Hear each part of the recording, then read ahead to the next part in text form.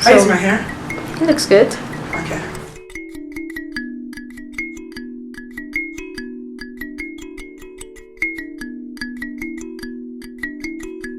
My name is Beatrice Waithaka. I'm going to talk a little bit about myself. I am originally from Kenya. At the age of 6, I was diagnosed with a condition called Stargardt's, which is a form of macular degeneration that affects children and affects them until adulthood. With time, I was re-diagnosed again, and I was found to have a disease called cone dystrophy. And what that is that my cone cells in the eyes are degenerated, and what happens is that my ability to see details and color is diminished. And so I have great peripheral vision, but I'm unable to see details. And so that brings with it a lot of challenges. And one of them is reading regular print is a big challenge for me. So reading things like my mail or reading a newspaper, the everyday things that people need to read, like stop signs, those kind of things become hard for me to do. Sometimes taking the bus, and I cannot see the bus, and sometimes I'm not able to find somebody to read my mail for me. So, but when you have your trust in God, you know that He will make a way, and that has been a big asset in my life.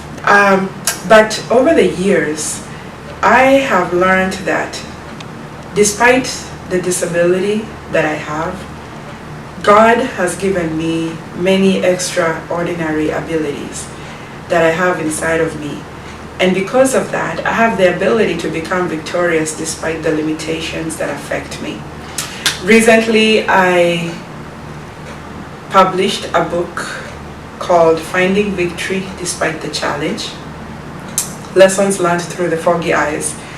And in this book, I talk about some of the highs and some of the lows that I've gone through in life. But the most important thing that I want to share with people is not just my story. I want people to realize that each and every one of us has a shortcoming. None of us is perfect. Some people have visible disabilities and others have invisible disabilities. But inside of each of us, God has deposited extraordinary abilities.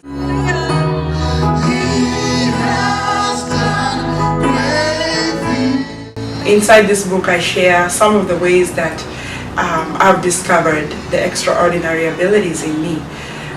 One of the things that I've mastered to do is to maximize on the other 4 senses that I have, the sense of touch, taste, hearing, even as my eyesight has deteriorated. And so one example that I have on the book, I talk about how I cook my food. I learn how to listen when the food is cooking.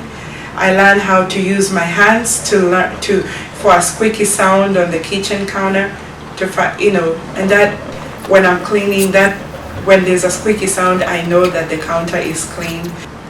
I just want you to know that you do not have to be dormant, or life doesn't have to stop when there is an obstacle in your life or when there's a disability in your life.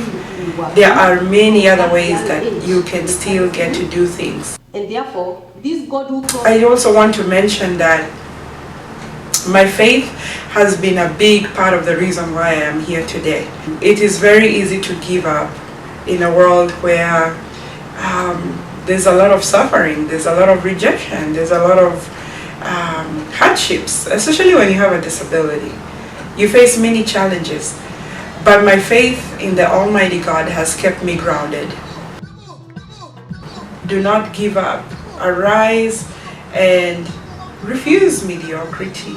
Refuse to be average and rise up to be the person that God has created you to be.